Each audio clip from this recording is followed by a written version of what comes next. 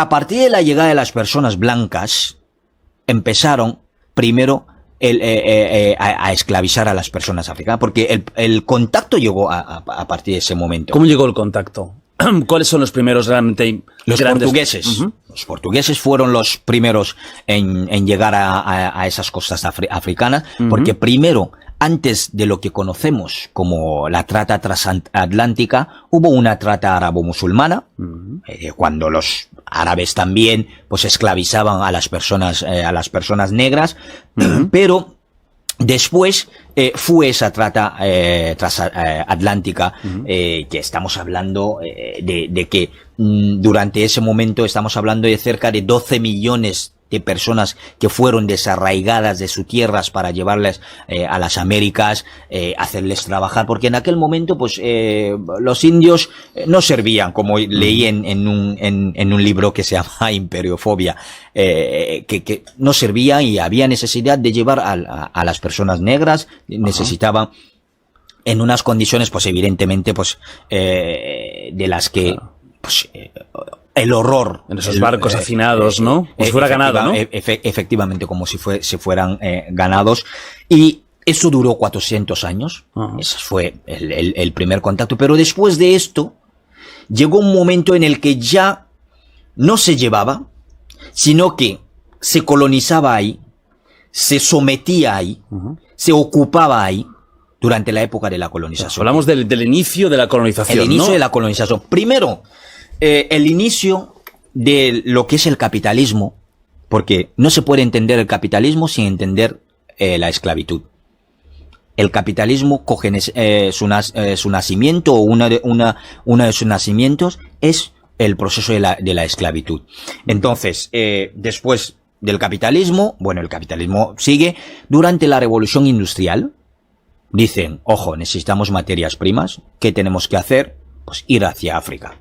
Vamos otra vez hacia África y, ojo, pasando a través de la iglesia, porque la iglesia siempre ha estado presente ahí. La iglesia con, me parece que era, no sé si era Fernando Alfonso V de Portugal, quien, pues, recibía el beneplácito de la iglesia para ir a traerse a las primeras personas esclavizadas, porque la iglesia tenía, bueno, y sigue teniendo una voz de autoridad, y en aquel momento también controlaba esto, ¿no? Y durante la revolución industrial, cuando se querían ir otra vez a colonizar África, se sentaron en la conferencia de Berlín, repartieron el continente africano como si fuese un trozo de tarta, ¿no? Sí, es terrible eso. En 1884. ¿Por qué? Pues porque se suele decir siempre que la colonización británica fue vertical y la colonización francesa fue horizontal. Entonces, en algún punto se tenían que chocar en el continente. Entonces, Otto von Bismarck, el canciller alemán de aquel momento, dijo, bueno, aquí no queremos pelearnos entre nosotros por las tierras africanas, y lo que vamos a hacer es que vamos a sentarnos con un mapa de África entre potencias europeas, sin los africanos, y vamos a dividir y cada uno coja su parte. Se repartieron el continente africano, donde el rey Leopoldo II de Bélgica tenía a él solo el Congo, que hace 80 veces la superficie de Bélgica, a él solo como su cortijo personal. No solo su cortijo, sino tenía la posibilidad o el derecho de someter a los congoleños. Los que no trabajaban para traer suficiente caucho, les cortaban las extremidades. Documentado todo, se puede ver. Se dice que Leopoldo II, el crimen que cometió Leopoldo II es mayor que el crimen que cometió Hitler. Pero nadie nos enseña esto. A nosotros nos han dicho siempre que el mayor genocida de la historia de la humanidad fue Hitler. Leopoldo II le supera con crece, pero nadie nos lo dice. ¿Por qué? Pues porque, como dice M. Seger en su libro Discurso sobre el colonialismo, él decía, lo que se reprocha a Hitler no es el hecho de haber cometido el genocidio, sino el hecho de haber cometido el genocidio en pleno corazón de Europa y hacia las personas blancas. Y allí está la diferencia. Del hecho de que en el colegio, en la academia, no nos enseñan los crímenes del rey Leopoldo II, sino que nos enseñan pues el de Hitler, porque él lo cometió a unas personas que se entendían que se podía cometer esos crímenes, personas negras y esto. Entonces se reparte en el continente africano, donde antes de ir a colonizar, el rey Leopoldo II le decía, llegad ahí, evangelizad a esa persona, civilizadles.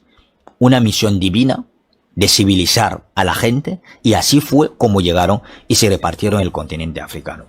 Claro, eso pasa, y el momento más, de avance, progreso y todo eso de Europa, ¿qué tiempo es? Fue la época de la Ilustración.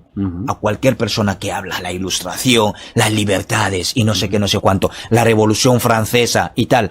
Pero ojo, en ese momento, cuando se estaba hablando de la Ilustración, la libertad y tal, había muchas personas encadenadas, trabajando en campos, en condiciones de esclavitud, en las Américas, en los Caribes. Francia, donde se hizo la Revolución Francesa, tenía personas esclavizadas en aquel momento. España tenía personas esclavizadas en aquel momento. Entonces, nos presentan por una parte un progreso a nivel humano.